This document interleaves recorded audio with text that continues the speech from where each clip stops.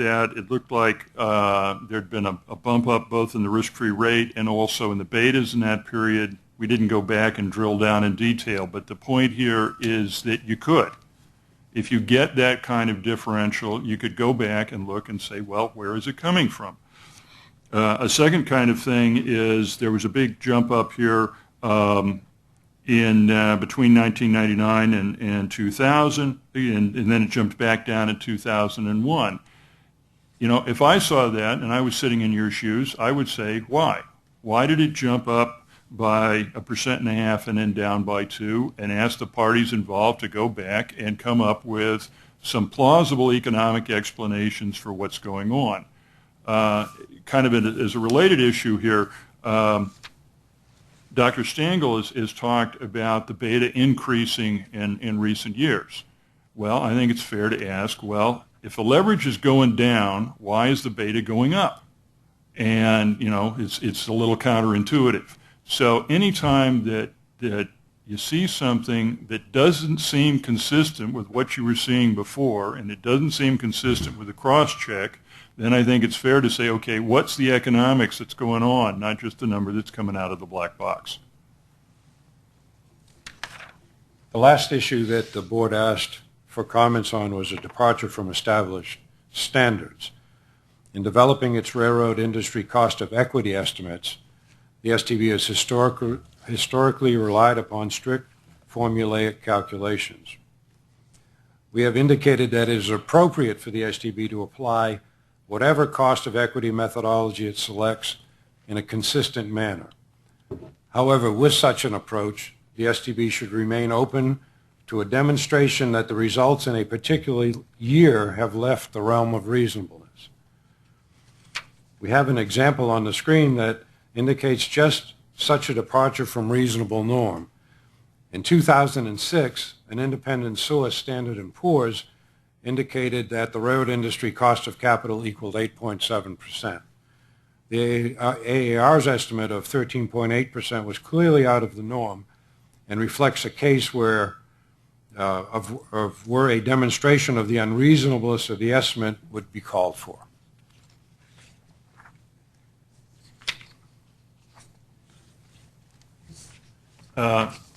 Just to reiterate, I think that, you know, if you saw a situation like this, you go back and say, why are you so different?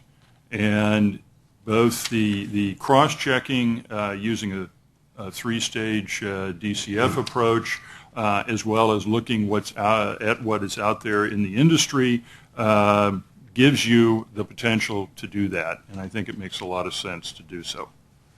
I think it makes more sense to use the DCF as a cross-check mechanism rather than trying to do averaging. I think you would be better served if you understand what's driving the numbers than simply saying, well, okay, I've got a range, I got two different estimates, and I'll just grab the one in the middle.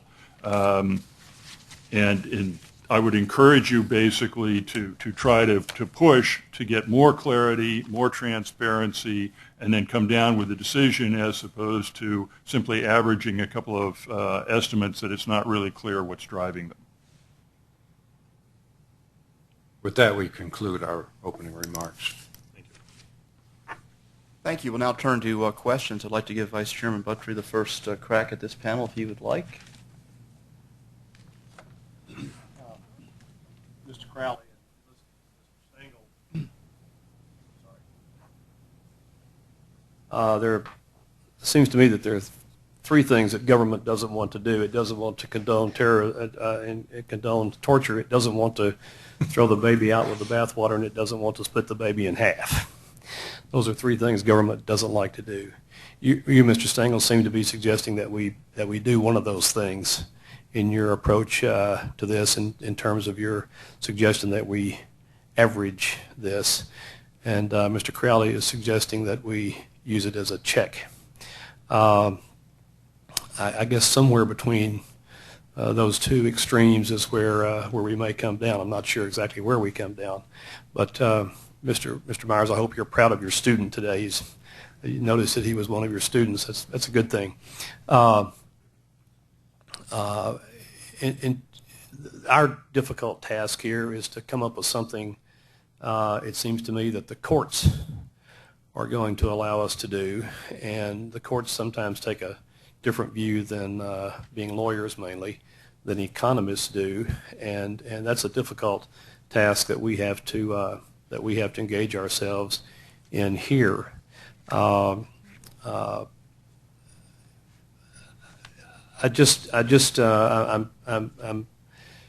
troubled by the divergence, I guess you'd say, of how we approach this, and I just wanted to say that it's not as easy as it sounds. It doesn't sound easy. In fact, it sounds pretty complicated. But if it seems to me, Mr. Crowley, that Mr. Stengel's approach of averaging these two things from a regulatory standpoint and from a government standpoint would seem to be a better approach, in that we don't select one or select the other, that we actually average the two. Is that what is your major objection to handling it that way? Well, I think what the board has proposed in their CAPM methodology is a reasonable approach, and I think all the parties endorse that approach. Having said that, I'm not sure you need to do anything further. You bring in other approaches, multi-stage or something else, as a check, as a way of looking at how well the CAPM is working. You've got a relatively simple, transparent formula to calculate your cost of capital, and you have a mechanism in place to check it to see that it's working. I don't think you need to average the two approaches, get into another hearing over how one would calculate a multi-stage DCF cost of equity and all the things that go with it.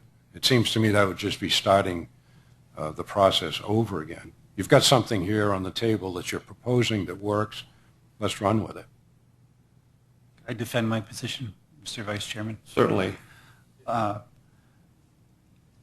These two methods are going to give different results from year to year. 1 year, you're going to get the CAPM yielding a higher number.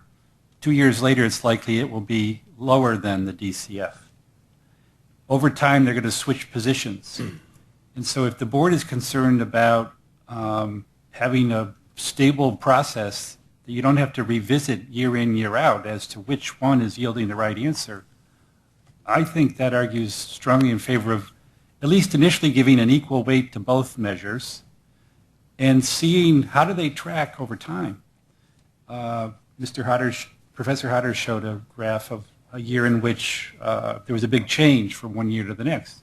Well, you could go back and look at the stability of the two different measures, but I think you get a lot of information from comparing two things and trying to strike a middle ground rather than just putting all your weight or all your eggs in one basket on one, because if you recall, I think 25 years ago, the shippers were very much opposed to the adoption of the CAPM.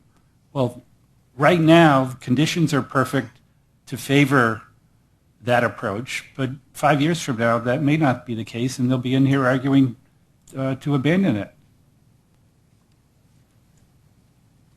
Thank you. Mr. Mulvey, questions?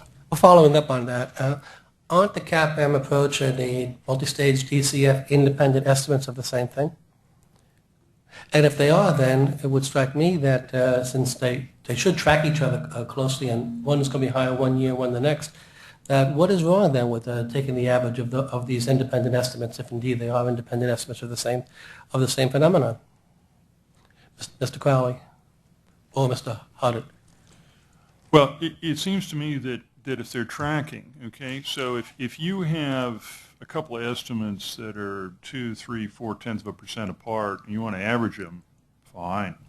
You have something that's 3% apart and you want to average them, then I think there's a problem. I think the issue is you need to go back and understand why they're 3% apart and then have a judgment as to what's changed and which one needs to be readjusted. I mean, we've talked about in the CAPM, the issue really boils down to the market risk premium.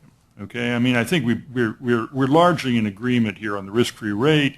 I don't think we're terribly far off in terms of the beta, but the big issue is what do you really think is the appropriate market risk premium for the next 20 years or so. And if you had, a technology there which all of a sudden is giving you a very different number than what is coming out of a dividend capitalization approach, then you say, no, wait a minute, which of these is the right way to think about it? The dividend capitalization approach is largely driven by the anticipated growth rate. So you can focus in on which are the issues and then come down as a judgment as to which one you really believe is the correct one. And I guess what I'm encouraging is don't just accept a couple of numbers that are 3% apart and say, okay, well, I'll take the middle. I think that, if you can go back, re-examine them, get them close, and then average, sure, fine. And we saw in the graph just recently put up that most years they were within a percent, but going back to 97, you did have 2-3% differences then. Would you want to comment on his response at all? Well, this is a fairly important point. Sure. I think you should also worry about the end result. We've talked all about inputs today, but that chart was showing 8 and 9% cost of equity. That's an extreme number. It's too low. Professor Myers indicated 11%, 12%. That's where I come out. That's where Morningstar Ibbotson come out. I don't know where they got that S&P number, but that's way out of bounds too. I mean, this industry, you're going to hear from an industry someone that's an investor. They're not going to invest in the railroad industry if they can get 8% or 9%. So you should worry about the end result as well as the inputs. And in terms of the averaging, Commissioner Mulvey, that's why I was saying look at the history of how did you get to where you are today. Look at the track. And sure, you could have an additional investigation if something is off track or providing an extreme result. Just as a point of clarification, the S&P number is the cost of capital, not just the cost of equity. Okay, so this is a weighted average with the cost of debt. And so as a consequence there, the cost of equity is going to be a higher number than that. That's apples and oranges. Well, but the point was that the two pieces of fruit here were of very different size. And they were the same kind of fruit, as a matter of fact. Well, when you average in debt that's, at 6%, no wonder it's different. That's a true mistake.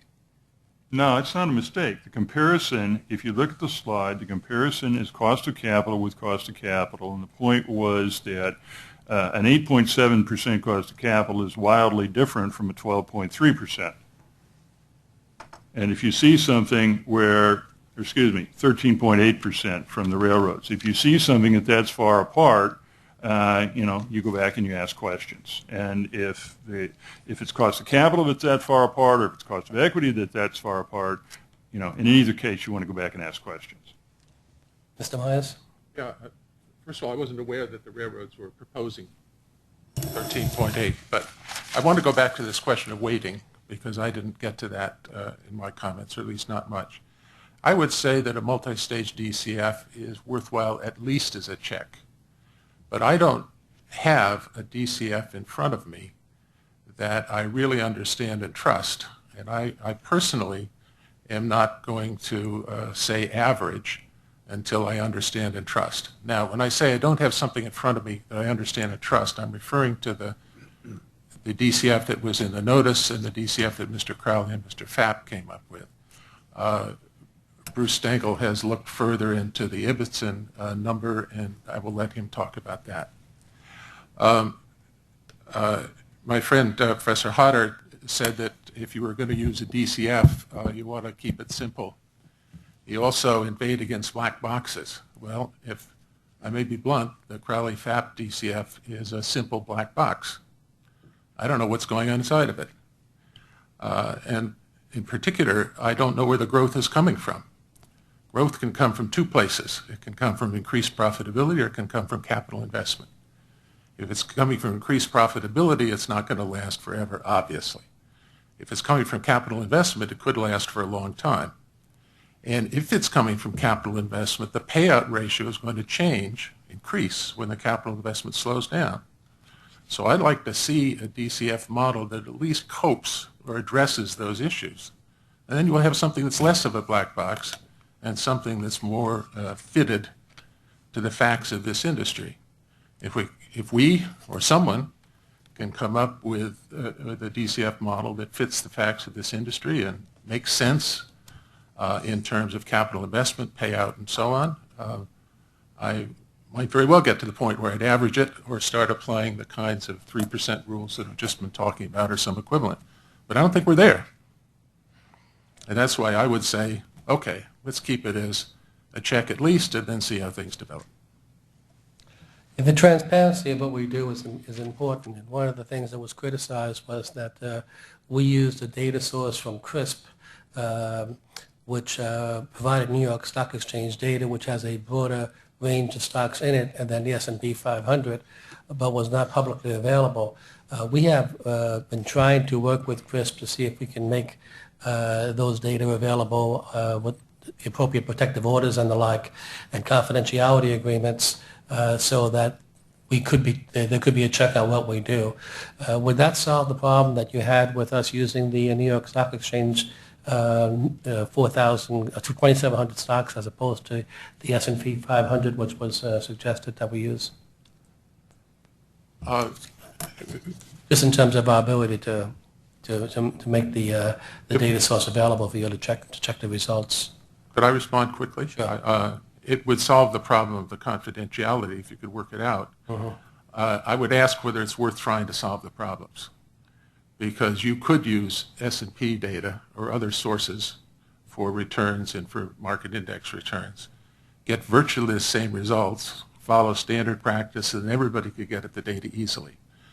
The use of the NYSE versus, let's say, the S&P is going to make very little difference on the key issue of what the market risk premium is. I do disagree with the weight that Professor Hodder put on some of the studies that he mentioned, but we would disagree with the relevance or weight on particular studies. We weren't arguing about whether the NYSE or the S&P was the better measure.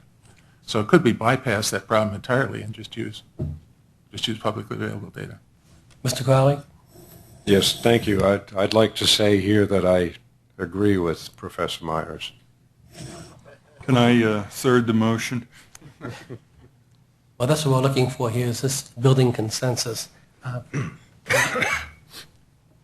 Chairman Nottingham, you mentioned in your opening remarks in a cash flow or dividend discount model, should the numerator of this expression be cash flows or dividends?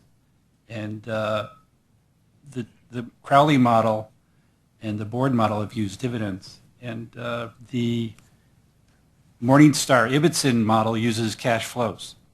That's a fundamental difference between these two discounted cash flow approaches, and I think the Ibbotson approach is worthy of your consideration for that reason. Thanks. I was just going to ask about that, so you read my mind. But let's get into that a little bit if we could. One of the key aspects of the modern three-stage DCF model, as I am coming to understand it, is that it does recognize a cash flow yield. Could you, Mr. Stengel, elaborate on that and also discuss how the so-called free cash flow would be calculated or could be reasonably calculated? Well, as I understand it,